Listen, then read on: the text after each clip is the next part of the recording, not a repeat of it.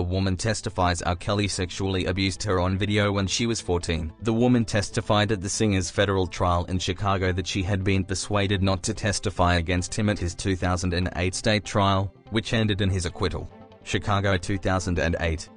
A jury in Chicago declared the singer R. Kelly not guilty of producing child sexual abuse imagery after seeing a videotape that prosecutors said showed the R&B singer engaging in sex acts with an underage girl. The defense team had argued that the identities of the people in the tape were in question, and several jurors said the lack of testimony from the victim was a significant barrier to convicting Mr. Kelly.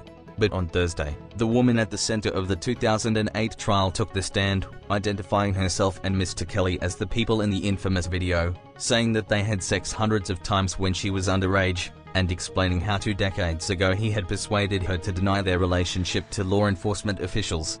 In recent years, she began cooperating with investigators. I no longer wanted to carry his lies, the woman said on Friday under cross-examination by Mr. Kelly's lawyer. Mr. Kelly has been trialed by accusations of abusing young women and underage girls for more than 2 decades but had long avoided criminal punishment until last year, when he was sentenced to 30 years in prison after he was convicted in federal court in Brooklyn of racketeering and sex trafficking charges.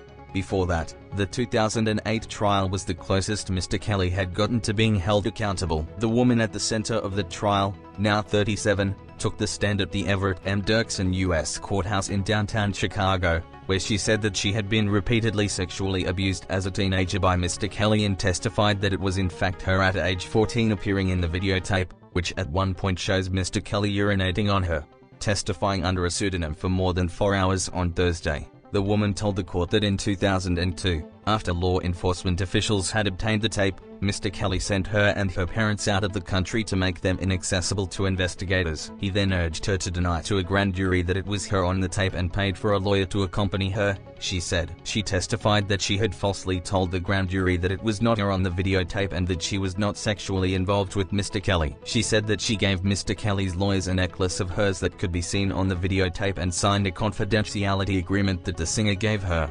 If I wanted to show my loyalty, I needed to sign that agreement, she said. As the woman spoke, Mr. Kelly, who is facing charges of coercing minors into sex, receiving child sexual abuse videos and conspiring to obstruct justice, remained impassive. The woman told the jury that she was 13 years old when she was first introduced to Mr. Kelly by her auntie Atil, the copyrightee of Mr. Kelly's, who goes by the stage name Sparkle. Mr. Kelly, who became the woman's godfather, started speaking sexually with her over the phone, she said, then started abusing her physically. She testified that Mr. Kelly would sexually assault her at various locations, including his home, the recording studio and his tour bus.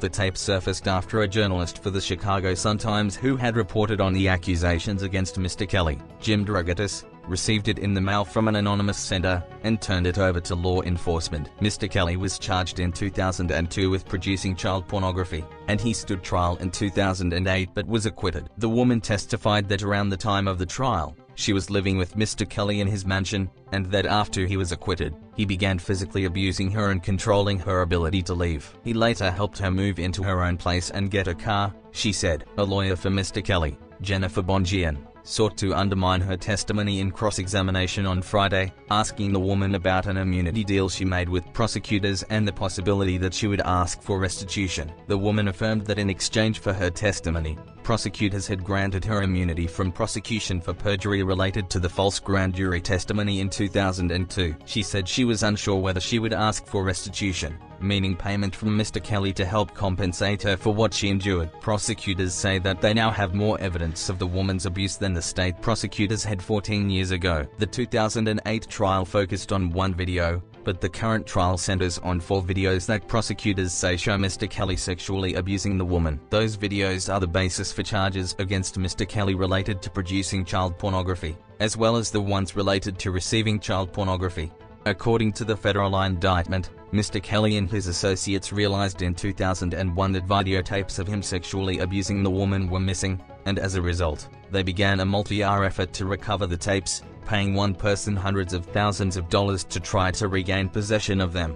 Charges against 2 of Mr. Kelly's associates, Daryl McDavid and Milton Brown, who are standing trial at the same time as Mr. Kelly, relate to accusations that they had tried to find the missing tapes. Both men pleaded not guilty, and their lawyers have argued that they were carrying out their jobs, unaware that Mr. Kelly was abusing children.